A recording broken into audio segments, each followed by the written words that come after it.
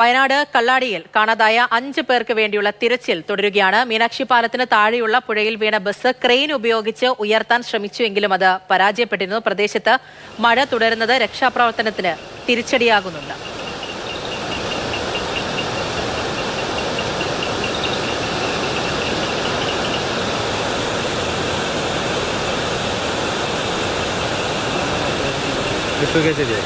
വിഷ്ണു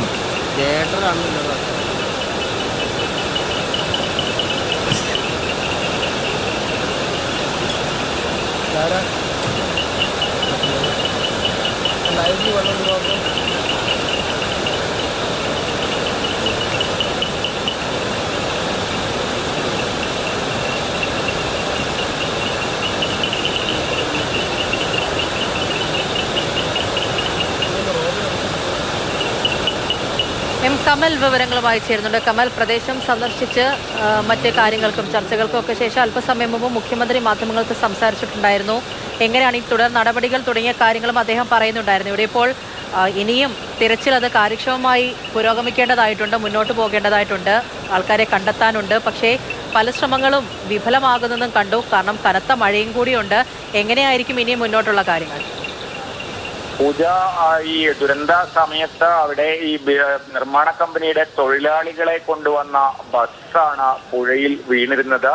അത് ഉയർത്താനുള്ള ശ്രമമാണ് ഇന്ന് പരാജയപ്പെട്ടത്. വൈകിട്ടോടെ മുഖ്യമന്ത്രിയുടെ സന്ദർശന ശേഷമാണ് വലിയൊരു ക്രെയിൻ ഉപയോഗിച്ച് അത് ഉയർത്താൻ ശ്രമിച്ചത്. പക്ഷേ ആ ക്രെയിൻ കൊണ്ട് അത് ഉയർത്താൻ കഴിഞ്ഞില്ല. തുടർന്ന് ആ ശ്രമം ഉപേക്ഷിക്കുകയായിരുന്നു.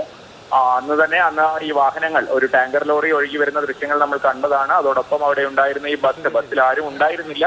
ഈ ബസ് താഴേക്ക് പതിക്കുകയായിരുന്നു. അത് ഉയർത്താനുള്ള ശ്രമം എന്തായാലും വിജയിച്ചില്ല. പൂജ പറഞ്ഞതുപോലെ ഇന്ന് തുടർച്ചയായ മഴയും കോടമഞ്ഞും ഒക്കെ ഈ തെരച്ചിലിന് വിഘാതം സൃഷ്ടിച്ചിരുന്നു. എങ്കിലും പരമാവധി തെരച്ചിൽ നടത്തുന്നുണ്ടായിരുന്നു. NDRF ഉണ്ട്, ഫയർഫോഴ്സ് ഉണ്ട്, അതുപോലെ മറ്റ് സന്നദ്ധ പ്രവർത്തകർ, ഊരാളുങ്കൽ സൊസൈറ്റിയുടെ ഒരുപാട് യന്ത്ര സാമഗ്രികളും 50ഓളം തൊഴിലാളികളും പൂർണ്ണ സമയം തെരച്ചിലിനുണ്ട്. അത്തരത്തിൽ വലിയൊരു ശ്രമമാണ് അവിടെ നടന്നുകൊണ്ടിരിക്കുന്നത്.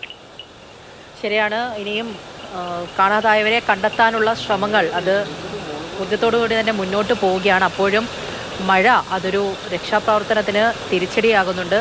അതിൻ്റെ ദൃശ്യങ്ങൾ കൂടിയാണ്. പ്രത്യേകിച്ച് ഇപ്പോൾ കാണുന്നതെന്ന് വെച്ചാൽ ബസ് ഉയർത്താനുള്ള ശ്രമം ഇന്നുണ്ടായിരുന്നു. പക്ഷെ അതും വിജയിച്ചില്ല, പരാജയപ്പെട്ടു എന്നുള്ളതാണ്. എന്തായാലും മറ്റു കാര്യങ്ങൾ അത് മുന്നോട്ട് പോവുകയും ചെയ്യുന്നുണ്ട്. പ്രദേശത്തെ എം കമലാണ് വിവരങ്ങൾ നൽകിയത്.